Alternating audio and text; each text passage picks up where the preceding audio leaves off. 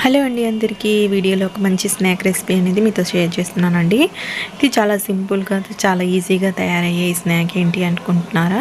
మన ఇంట్లో ఒక కప్పు గోధుమ పిండి, ఒక బనానా ఉన్న చాలండి. చాలా సింపుల్గా ఈ స్వీట్ స్నాక్ అనేది తయారు చేసుకోవచ్చు. ఇది పిల్లలు పెద్దవాళ్ళు ఎవరైనా తిని ఎంజాయ్ చేయొచ్చండి. చాలా సింపుల్గా అయితే చేసుకోవచ్చు. చాలా తక్కువ ఇంగ్రీడియంట్స్ అనేవి కూడా యూస్ చేసుకొని ఈ స్నాక్ అనేది తయారు చేసుకోవచ్చు. ముందుగా మనం ఈ స్నాక్ తయారు చేసుకోవడానికి కావాల్సిన వస్తువులు వచ్చేసి ముందుగా ఒక మిక్సింగ్ బౌల్ అయితే తీసుకోవాలండి. మిక్సింగ్ బౌల్లోకి ఒక బనానా అయితే తీసుకున్నాను నేను.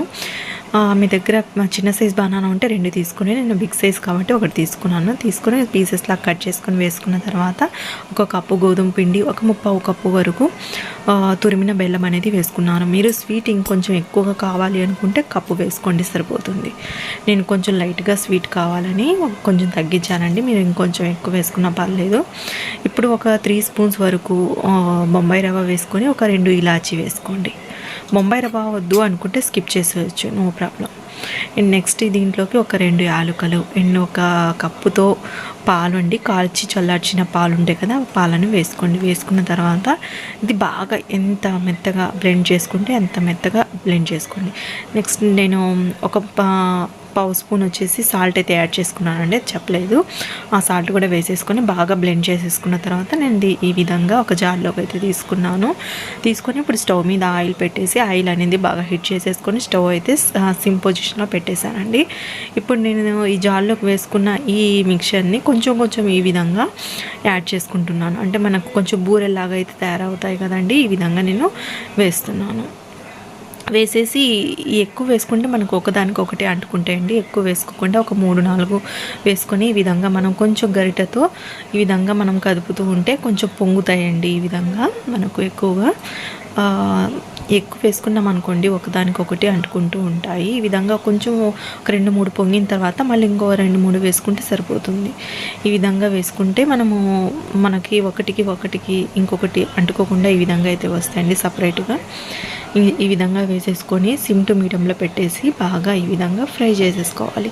ఎక్కువ హై ఫ్లేమ్లో పెట్టేసామనుకోండి పైన అనేది మాడిపోయినట్టుగా ఉండి లోపల పచ్చిగానే ఉంటాయండి. మనం బనానా వేసాం కాబట్టి మనకు కొంచెం పచ్చిగా అలా లేకుండా బాగుండాలి అంటే సిమ్ ఫ్లేమ్లో అయినా లేకపోతే మీడియం ఫ్లేమ్లో అయినా పెట్టేసుకొని బాగా ఫ్రై చేసేసుకోవాలి. కొంచెం లేట్ అయినా పర్లేదండి, టేస్ట్ అయితే చాలా బాగుంటాయి. ఈ విధంగా చూడండి, ఆయిల్ అనేది ఈ విధంగా పైన డిప్ చేస్తూ మనం ఈ విధంగా ఫ్రై చేసేసుకున్నాం అనుకోండి మనకు కొంచెం పొంగినట్టుగా వచ్చేస్తాయి, బూరెల్లాగా ఈ విధంగా వస్తాయండి. చూడండి, ఒక 2-3 నిమిషాల తర్వాత మనం ఈ విధంగా టర్న్ చేసేసుకొని గోల్డెన్ బ్రౌన్ కలర్ వచ్చేంత వరకు ఫ్రై చేసేసి ఒక ప్లేట్లోకి అయితే వేసేసుకోవాలి. చాలా సింపుల్గా అయితే చేసుకోవచ్చండి. చాలా ఈజీ స్నాక్ రెసిపీ అండి ఇది. 2-3 డేస్ వరకు అయినా స్టోర్ చేసేసుకోవచ్చు, నో ప్రాబ్లం అండి. చెడిపోయేదైతే ఏం లేదు, మనం డీప్ ఫ్రై చేస్తాం కాబట్టి. నెక్స్ట్ ఈ విధంగా మనం జార్లోకి వేసి ఈ విధంగా అయినా వేసుకోవచ్చు, లేకపోతే మనం ఒక పెరుగు వేసుకుంటాం కదండి గరిట, ఆ గరిటతో అయినా ఈ విధంగా ఒక గరిట చొప్పున ఈ విధంగా అయినా వేసేసుకోవచ్చు. ఈ రెండో వాయకు వచ్చేసి ఆయిల్ అనేది బాగా హీట్ అయింది కాబట్టి ఇంకొంచెం బాగా అయితే తొందరగా అయితే పొంగుతున్నాయండి. ఆయిల్ హీట్ అయితే మనకు తొందరగా అయితే పొంగుతున్నాయి. ఈ రెసిపీ వచ్చేసి నేను ఇన్స్టాగ్రామ్లో అయితే చూశానండి. చాలా సింపుల్ రెసిపీ, వస్తుందో లేదో అని ట్రై చేశాను. నేను ఒక కప్పు గోధుమ పిండికి 3/4 కప్పు బెల్లం అయితే తీసుకున్నానండి.